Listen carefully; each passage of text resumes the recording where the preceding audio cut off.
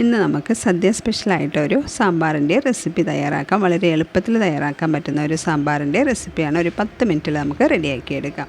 അതിന് വേണ്ടി നമുക്ക് ആദ്യം കുറച്ച് പരിപ്പെടുക്കാം. അതൊന്ന് കഴുകി വൃത്തിയാക്കിയ ശേഷം നമുക്കതൊന്ന് വേവിച്ചെടുക്കണം.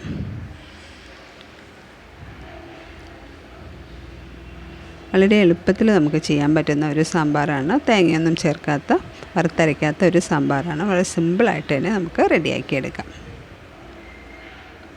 ഇനി പരിപ്പ് വെന്ത് വരുമ്പോഴത്തേനും നമുക്ക് കഷ്ണങ്ങളെല്ലാം കട്ട് ചെയ്ത് എടുക്കാം. ഞാനിപ്പോൾ ഇവിടെ കുറച്ച് കഷ്ണങ്ങളൊക്കെ എടുത്തിട്ടുണ്ട്. ക്യാരറ്റ്, ഉരുളക്കിഴങ്ങ്, സവോള, തക്കാളി, വെണ്ടയ്ക്ക, വെള്ളരിയൊക്കെ എടുത്തിട്ടുണ്ട്. ഇഷ്ടമുള്ള വെജിറ്റബിളൊക്കെ എടുക്കാവുന്നതാണ്. ഇപ്പോൾ നമുക്ക് പരിപ്പ് നന്നായിട്ട് വെന്ത് വന്നിട്ടുണ്ട്. ഇനി ഇതിലേക്ക് നമുക്ക് കട്ട് ചെയ്ത് വെച്ചിരിക്കുന്ന വെജിറ്റബിളെല്ലാം ചേർത്ത് കൊടുക്കാം. മത്തങ്ങയൊക്കെ ഉണ്ടെങ്കിൽ ചേർത്ത് കൊടുക്കുന്നത് നന്നായിരിക്കും. നല്ല കുറുകിയ സാമ്പാറൊക്കെ ഇഷ്ടമുള്ളവർക്ക് മത്തങ്ങ ചേർത്ത് കൊടുത്താൽ നല്ലതാണ്. ഇനി കുറച്ച് ഉപ്പ് കൂടെ ചേർത്ത് കൊടുക്കാം.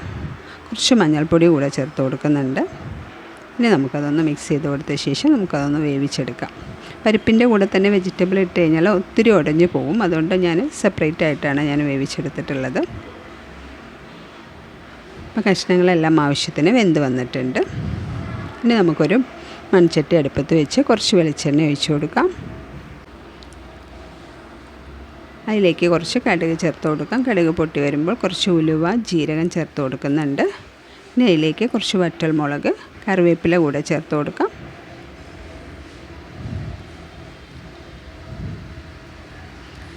ഇനി എരിവിനനുസരിച്ചുള്ള മുളക് പൊടി ചേർത്ത് കൊടുക്കുന്നുണ്ട്. ഇനി ആവശ്യത്തിന് മല്ലിപ്പൊടി, ഇനി കുറച്ച് സാമ്പാർ പൊടിയാണ് ഞാൻ ചേർത്ത് കൊടുക്കുന്നത്. കുറച്ച് അധികം തന്നെ ചേർത്ത് കൊടുക്കാവുന്നതാണ്. കായപ്പൊടിയൊക്കെ ചേർത്ത് കൊടുത്തിട്ടുണ്ട്.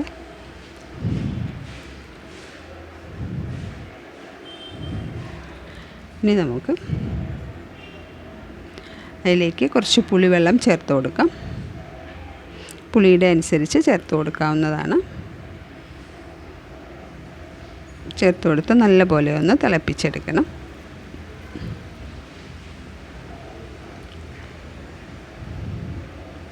ഇനി നമുക്കതിലേക്ക് വേവിച്ച് വെച്ചിരിക്കുന്ന പച്ചക്കറികളും പരിപ്പും കൂടെ നമുക്ക് ചേർത്ത് കൊടുക്കാവുന്നതാണ്.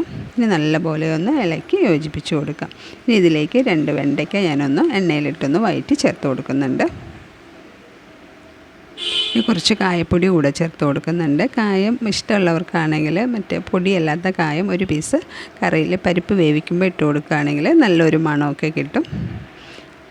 ഇനി ഉപ്പ് വേണമെന്നുണ്ടെങ്കിൽ കുറച്ച് ചേർത്ത് കൊടുത്ത് നല്ലപോലെ തിളപ്പിച്ച് വറ്റിച്ചെടുത്താൽ നമ്മുടെ സാമ്പാർ റെഡി ആയിട്ടുണ്ട്. വളരെ എളുപ്പത്തിൽ നമുക്ക് തയ്യാറാക്കാൻ പറ്റും. എല്ലാവരും ഒന്ന് ട്രൈ ചെയ്ത് നോക്കും. കുറച്ച് മല്ലിയില കൂടെ ചേർത്ത് കൊടുക്കുന്നുണ്ട്.